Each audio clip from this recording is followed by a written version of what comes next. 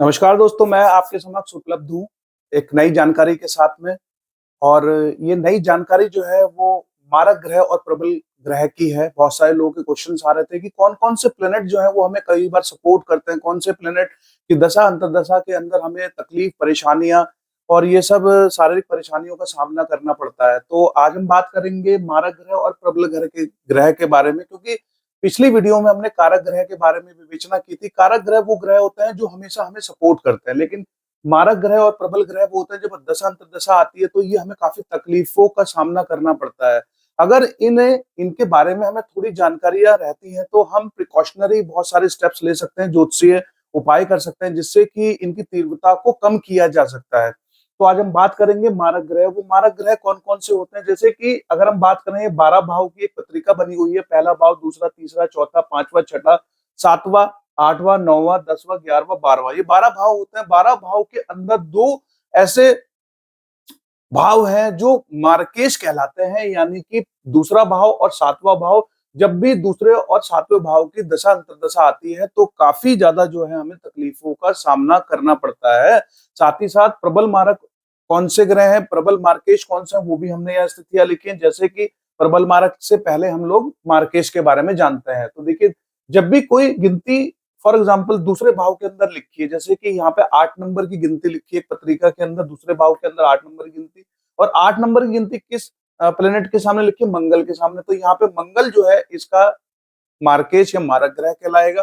साथ ही साथ 7वें नंबर पे कौन सी गिनती लिखी है? 1 नंबर की गिनती, और 1 नंबर की गिनती के सामने क्या लिखा है? मंगल ग्रह। तो यानी दूसरे नंबर पे मंगल और 7वें नंबर पे मंगल। जब भी मंगल की दशा अंतर्दशा आएगी तब भी इस पत्रिका के जातक को परेशानियों का थोड़ा सा सामना करना पड़ेगा। अगर कोई ग्रह, फॉर एग्जाम्पल अगर कोई ग्रह हमारा कारक ग्रह भी है तो हमारा मार्केश खत्म हो जाता है, यानी कि तीव्रता कम हो जाएगी।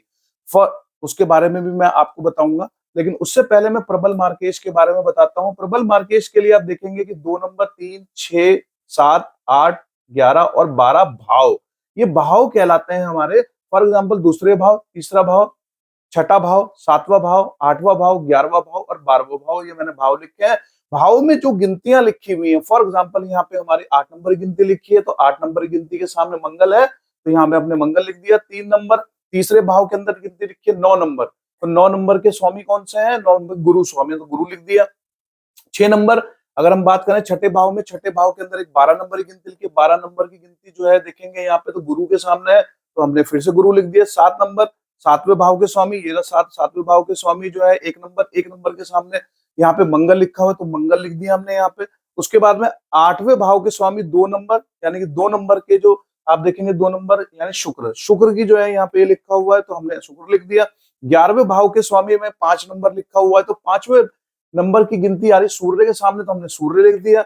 12वें भाव के अंदर आप देखेंगे 6 नंबर लिखा हो, तो 6 नंबर की गिनती जो यहाँ बुध के सामने आ रही, तो हमने यहाँ बुध लिख दिया। अब हम यहाँ देखेंगे कि कोई ग्रह इन प्रबल मार्केश के अंदर या मार्केश के अंदर वो अगर हमारा कारक ग्रह है तो उस कंडीशन के अंदर उसकी तीव्रता कम हो जाती है और वो उस मार्केश की स्थिति से हट जाता है। फॉर एग्जाम्पल 3 नंबर की गिनती हमारे यहाँ पे लिखी हो, तो 3 नंबर में हम देखेंगे तो ये 12 नंबर में 3 नंबर इसको हम काट देंगे, क्योंकि प्रबल मार्केश में है लेकिन ये हमारा कारक ग्रह है तो हमें सपोर्ट करेगा, इसलिए मार्केश की स्थिति से हट गया। उसके अलावा अगर हम बात करें यहाँ पे, हम बात करें तो ये देखेंगे कि 2 नंबर, अब 2 नंबर में फॉर एग्जांपल ये देखेंगे हम यहाँ पे 8 नंबर का हमें शुक्र आ रहा है, तो शुक्र भी जो है हमारा वो कहीं ना कहीं कारक ग्रह है। तो कारक ग्रह है तो यहाँ पे हम जो है ये इसको भी हटा देंगे, ठीक है, इसको हटा दिया हमने।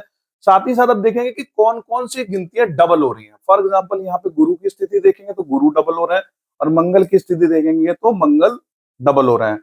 एक है यहाँ पे सूर्य, तो सूर्य एक होने की वजह से इसको भी हम यहाँ पे हटा देते हैं। तो प्रबल मार्केश कौन सा हो गया और मार्केश कौन सा हो गया? देखिए यहाँ देखेंगे कि मंगल जो है वो 2 बार आ गया,